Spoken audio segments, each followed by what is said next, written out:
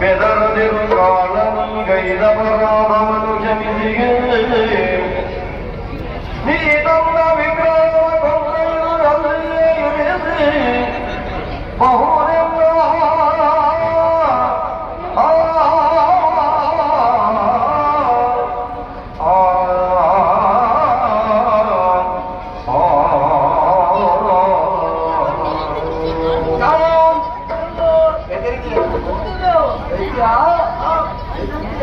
ಕಾರಣ ನೋಡಿ ನೀನು ಮಾಡಿದಂತ ನೃತ್ಯಕ್ಕೆ ನಿನ್ನನ್ನು ಕೊಲ್ಲಲಿಕ್ಕಾಗಿ ಕಾಲಭೈರವನಂತೆ ಉಂಟಾ ಕುಳಿತಲ್ಲಿಯ ದೃಷ್ಟಿ ಆಯಿತು ಸಾಕು ಭಸ್ಮವಾಗಿ ಹೋಗ್ತಾ ಇತ್ತು ಮತ್ತೆ ನಿನ್ನ ಮೂಲಕ ತೀರ್ಮಾನ ನಿನ್ನದೇ ಆಗಿ ಹಾಗಿದ್ರೆ ನಿನಗಾಗಬೇಕಾದಂತ ಕಾರ್ಯಾಗುವುದೇನು ಜೀವಿಕಾಗಿ ಶಾಪವನ್ನು ಪಡೆದು ಮೂಲಕ ಧಾರವಾಡಕ್ಕೆ ಹೋಗಿದ್ದೀಯ ನನ್ನಿಂದ ಈ ಕ್ಷೇತ್ರದಲ್ಲಿ ನಾವು ನೆಲೆಯಾಗಿರುತ್ತೇನೆ ಕ್ಷೇತ್ರ ಪಾಲಕರಾಗಿ ನೆಲೆಯಾಗಬೇಕು ಹಾಗಾಗಿ ಶಾಪ ವಿಮೋಚನಾಗಬೇಕಾದ್ರೆ ಕೆಳಪಟ್ಟು ಆ ಸಭೆ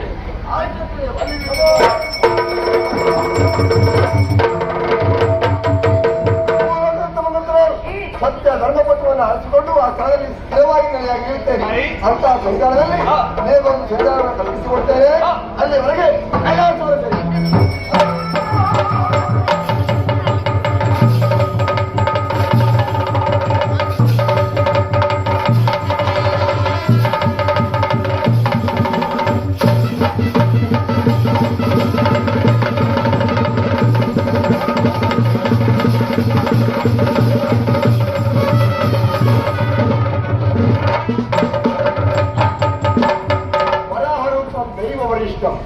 ಸುಕೋಟಿ ದೇವತೆಗಳು ಕೊಂಡಾಡಿದ್ದಾರೆ ಹಾಗಿರುವ ಅರ್ಥ ಏನು ದೈವಗಳ ದಿನಾಂಕ ಪಂಚಮಿ ಸ್ವಾಮಿ ಆಗಬೇಕಿರುವಂತಹ ಹರಿಹರನ ಮಾರ್ಗ ಅಂತ ಸನ್ನಿವೇಶ ಸೃಷ್ಟಿಯಾಗಬೇಕು ಅಂತಾದ್ರೆ ಆ ಸನ್ನಿವೇಶದಂತ ನನ್ನ ಚಿತ್ತ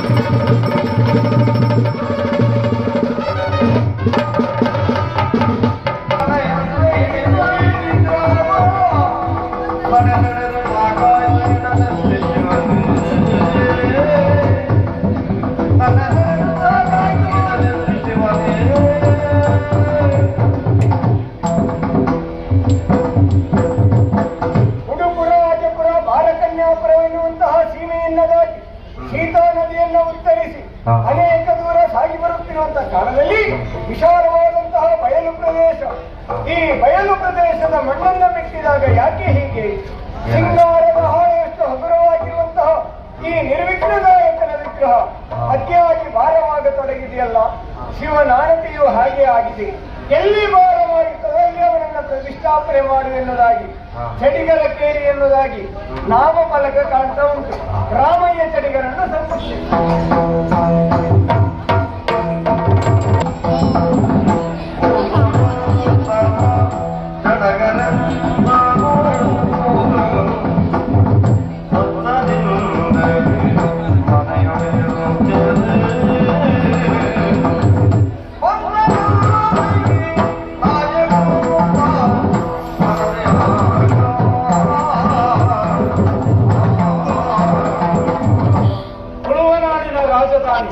ಇದುವೇ ಮರ್ಪೂರ ಸಂಸ್ಥಾನ ಬುದ್ಧ ಪಾಂಡ್ಯ ಮಹಾರಾಜರು ಅವರ ಅಧಿಕಾರ ವ್ಯಾಪ್ತಿಯ ಅನತಿ ದೂರದಲ್ಲಿರುವುದೇ ಚಡಗರಕೇರಿ ರಾಮಯ್ಯ ಚಡಗ ಅಂತ ಹೇಳಿದ್ರೆ ನಾನೇ ಸ್ವಾಮಿ ದೇವಸ್ಥಾನದ ಪೂಜಾ ಕೈಂಕರ್ಯವನ್ನ ಮುಗಿಸಿ ಇನ್ನೇನು ನನ್ನ ಗ್ರಹವನ್ನ ಸೇರುವಂತ ಹೊತ್ತು ಯಾರು ಬರುವ ಹಾಗುಂಟಲ್ಲ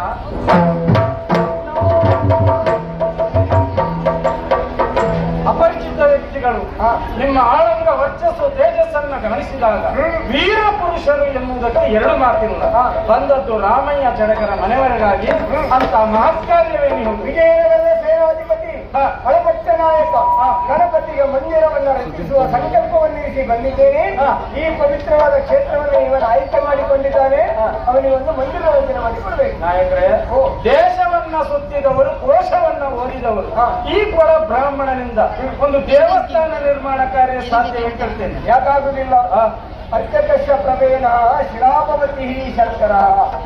ಯಕ್ಕಶ್ಚಿತ ಶಿಲೆಯಲ್ಲಿ ಶಿವನನ್ನ ಕಾಣಿಸುವಂತ ಯೋಗ್ಯತೆ ಇರುವಂತಹ ನಿಮಗೆ ಈ ಶಿವನ ಮಗನಾದಂತ ಗಣಪತಿಗೆ ಮಂದಿರವನ್ನು ಕಟ್ಟಿಸಬೇಕಾಗುವುದಿಲ್ಲ.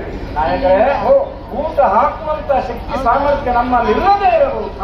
ಊಟ ಹಾಕುವವರ ಮನೆ ತೋರಿಸುವಂತ ಔದಾರ್ಯತೆ ಉಂಟು. ಸದ್ಯಕ್ಕೆ ನನಗೆ ಹಸಿವೆ ಆಗ್ತಾ ಉಂಟು. ಮನೆ ಆದಷ್ಟು ಬೇಗ ತೋರಿಸ್ತೀನಿ. ನಮ್ಮವರೇ ಇದ್ದಾರೆ ಭೂತಳ ಪಾಂಡ್ಯ ಮಹಾರಾಜರು. ಅವರಲ್ಲಿ ಹೋಗಿ ವಿಚಾರವನ್ನ ಮಂಡಿಸಿದ್ದೆ. ಹೌದಾದಲ್ಲಿ ಮಹಾಗಣಪತಿಗೆ ಒಂದು ಮಂದಿರ ನಿರ್ಮಾಣ ಕಾರ್ಯ ಸಾಧ್ಯ. ಇಲ್ಲಿವರೆಗೆ ಇವನನ್ನ ಎತ್ತಿ ತಂದವ, ಇನ್ನಿವನನ್ನ ಹೊತ್ತಿಗೆ ಹೋಗುವುದಕ್ಕೆ ನನಗೆ ಆಗುವುದಿಲ್ಲ. ಸ್ವಲ್ಪ ಹೊತ್ತು ಹಿಡ್ಕೊಳ್ತೀರಾ? ಆಗ್ಲಿ ನೋಡೋಣ.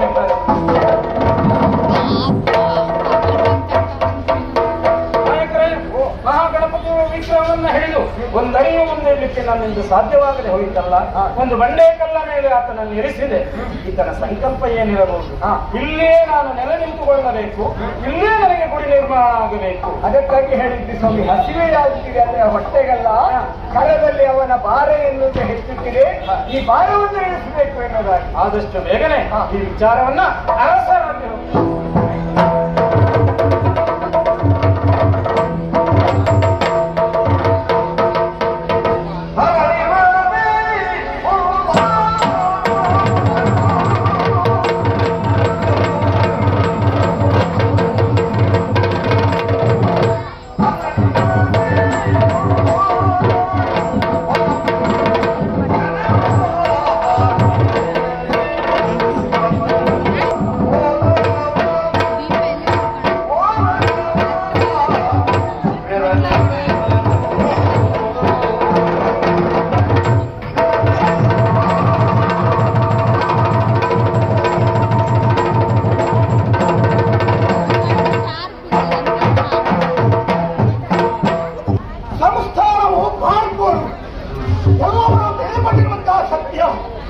ವರ್ತಮಾನದ ಅಧಿಕಾರಿ ಭೂತಳ ಪಾಂಡ್ಯರಿದ್ದಾರೆ. ಆದರೆ ಈ ಭೂತಳ ಪಾಂಡ್ಯರಿಗೆ ಈ ಅಧಿಕಾರ ಸಿಕ್ಕುವಲ್ಲಿ ಕಾರಣವೇನು? ಒಂದು ಕಾರಣದಲ್ಲಿ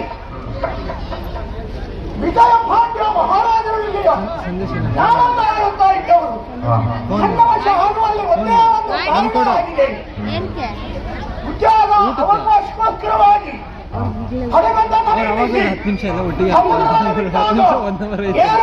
ಸಮುದ್ರದಲ್ಲಿ ಹೇಳುವ ಮುಂದೆ ಹೋಗುವುದಿಲ್ಲ.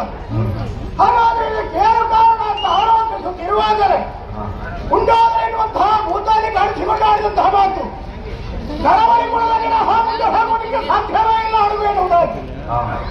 ಹಾಗಾದ್ರೆ ಏನು ಮಾಡುವುದಪ್ಪ, ಮತ್ತೊಂದು ಚಿಂತೆ ಅವಶ್ಯಕಲ್ಲ ಅಂತ ಮನೆಗೆ ಬಂದು ಶಿವನ ಹೇಳಿದವರ ಭೂತಕ್ಕೆ ಬಲಿಕೊಡಬೇಕೆನ್ನುವ ಕಾರಣಕ್ಕಾಗಿ ಕತ್ತೆಯನ್ನು ಎತ್ತಿದ. ಅಷ್ಟರೊಳಗೆ ಭೂತ ಕಾಣಿಸಿಕೊಂಡು ಆಡಿದಂತಹ ಮಾತು ಹರಿಕೇನನ ಪಾಲಿಗೆ ಸಂಧಾನವಾಯಿತು.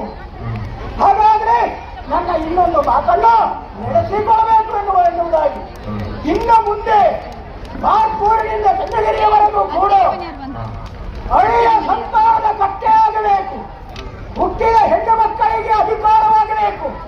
ಇದು ನನ್ನ ಆಜ್ಞೆಯ ಆದೇಶ ಅಂತ ಹೇಳಿ ಭೂತ ಮಾಯವಾಯಿತಂತೆ. ಆ ನಿಮಿತ್ತವಾಗಿ ತಂಗಿಯ ಮಗನಾಗಿರುವಂತಹ ಭೂತಳ ಪಾಂಡ್ಯರಿಗೆ ಇಲ್ಲಿಯ ಅಧಿಕಾರ ಸಿಕ್ಕಿತು.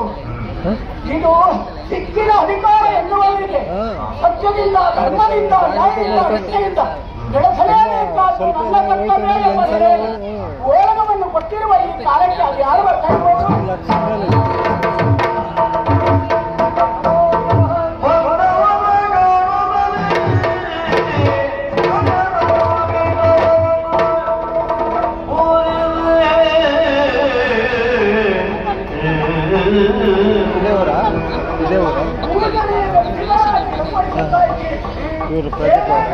ಪ್ರದೀಪ ಮನೆಗೆ ಬಂದವರನ್ನು ಸತ್ಕರಿಸಬೇಕಾದದ್ದು ಮನೆಯವರ ಅತ್ಯ ಕರ್ತವ್ಯ ಎಂಬ ನೆಲೆಯಲ್ಲಿ ಅಶುದ್ಧತೆಯ ನಿವಾರಣೆಗೋಸ್ಕರವಾಗಿ ಏನು ಬೇಕಾದ ಸತ್ಯಕ್ಕೇನು ಹಾಗಾಗಿ ತಾವು ಯಾರು ನಮ್ಮ ವಿಜಯನಗರದ ಸೇನಾಧಿಪತಿ ಹೆಸರು ನಾಮೋದಯ ಮನಸ್ಸಿಗಾದಂತ ಬೇಸರ ವೈರಾಗ್ಯ ಪರವಶನಾಗಿ ತೀರ್ಥಯಾತ್ರೆಯನ್ನು ಕೈಗೊಂಡೆ ಕ್ಷೇತ್ರವನ್ನು ಸೇರಿದಾಗ ಕನಸಿನಲ್ಲಿ ಶಿವನಾಳತೆಯಾಯಿತು ಕಣ್ಣಿಗೆ ಕಾಣುವ ವಿಗ್ರಹವನ್ನಂತ ಬಡಬದುಕಿನಂತ ಸಾಗಬೇಕು ಎನ್ನುವುದಾಗಿ ಅದೇ ರೀತಿ ನಿಮಗಾದಂತ ಬಾರ್ಕೂರು ಸೀಮೆಯನ್ನು ಮಂಡಬೆಟ್ಟಿದಾಗ ಸಿಂಗಾರದ ಹಾಳೆಯಷ್ಟು ಅಗುರವಾಗಿರುವಂತ ನಿರ್ವಿಘ್ನದಾಯಕನ ವಿಗ್ರಹ ಅತಿಯಾಗಿ ಭಾರವಾಗತೊಡಗಿತು ವಿಶಾಲವಾದ ಬಯಲಲ್ಲಿ ಇರಿಸಿ ಬಂದಿದ್ದೇನೆ ಅವನಿಗೆ ಮಂದಿರ ರಚನೆ ಆಗಬೇಕು. ಓ ನಾಯಕರೇ, ಇದು ಪೂರ್ವನಿಯೋಜಿತ ಅಂತಲ್ಲ ಅರ್ಥವೇ ಇದಕ್ಕೆ. ಯಾಕೆಂತ ಹೇಳಿದ್ರೆ ಶಿವನು ಹೇಳಿದ ಮಾತು ಹಾಗಲ್ಲದೆ ನಿಮ್ಮಲ್ಲಿ ಎಲ್ಲಿ ಗಣಪತಿಯ ವಿಗ್ರಹ ಭಾರವಾಗ್ತದೋ ಅಲ್ಲಿ ಇಳಿಸು ಮಾತ್ರವಲ್ಲ ಗುಡಿ ಕಟ್ಟಿ ಪೂಜೆ ಮಾಡಬೇಕು. ಅವರು ಮಾತನಾಡಲಿಕ್ಕೆ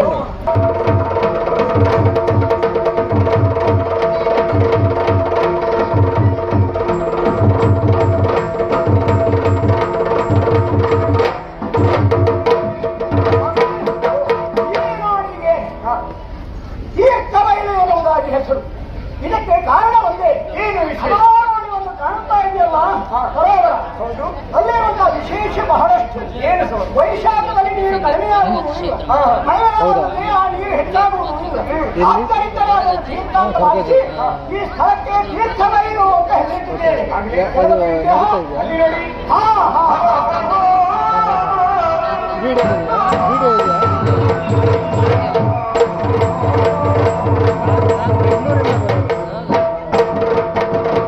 ರಿಲೇಟಿವ್